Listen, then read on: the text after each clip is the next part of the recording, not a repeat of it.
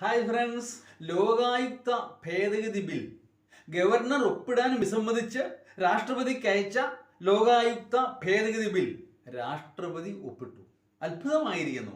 ഒരു വിധത്തിൽ പറഞ്ഞാൽ ഗവർണർക്കെതിരെയുള്ള യുദ്ധത്തിൽ ഗവൺമെന്റിന് ഇതൊരു വലിയ വിജയം തന്നെയാണ്.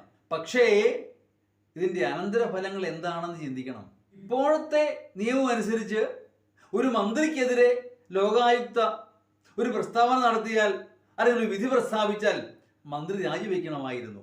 അതിനെതിരെ ഹൈക്കോടതിയിൽ അപ്പീൽ പോകണമെങ്കിൽ പോലും ആദ്യം രാജിവെക്കണമായിരുന്നു. ഈ ഭേദഗതി പ്രകാരം അങ്ങനെ രാജിവെക്കേണ്ട കാര്യമില്ല. അതിനുപരി മന്ത്രിക്ക് മുഖ്യമന്ത്രിയുടെ അടുത്ത് അപ്പീൽ, മുഖ്യമന്ത്രി ഒരു അപ്പലേറ്റ് അതോറിറ്റിയായി മാറുന്നു. അപ്പോൾ ഉദ്യോഗസ്ഥന്മാരുടെ കാര്യമോ? Chief secretary. ഒരു ഉദ്യോഗസ്ഥനെതിരെ നമ്മുടെ ലോകായുക്ത ഒരു വിധി പ്രസ്താവിച്ചാൽ ചീഫ് സെക്രട്ടറിക്ക് അത് പുനഃപരിശോധിക്കാം.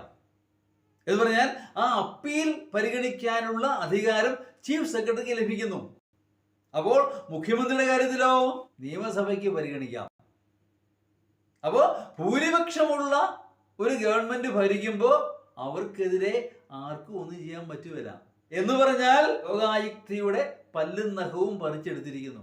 അധികാരമില്ലാത്ത ഒരു മരപ്പാവയായി മാറുകയാണ് ലോകായുക്ത ഇനി മുതൽ. അതിലെല്ലാം ഉപരി മുഖ്യമന്ത്രിക്ക് അമിതമായ അധികാരങ്ങൾ നൽകപ്പെടുന്നു. അഴിമതിയെ ചോദ്യം ചെയ്യാൻ ആർക്കും സാധിക്കുകയില്ല. ആർക്കും എത്ര വേണമെങ്കിലും അഴിമതി കാണിക്കാം. അതാണ് ഈ ഭേദഗതിയുടെ അനന്തരഫലം. അപ്പോൾ പിന്നെ ഇങ്ങനെ സംവിധാനത്തിന്റെ ആവശ്യമുണ്ടോ? ഇതിൽ ഭേദം ആ ലോകായുക്ത എന്ന് പറയുന്ന സംവിധാനം പിരിച്ചുവിടുന്ന, വെറുതെ അവർക്ക് ശമ്പളവും കൊടുത്ത് ആ കാറും ആനുകൂല്യങ്ങളെല്ലാം കൊടുത്ത് വെറുതെ വെച്ചിരിക്കാം എന്നുള്ളതേ ഉള്ളൂ. യാതൊരു ഫലവുമില്ല ഇനിമേൽ.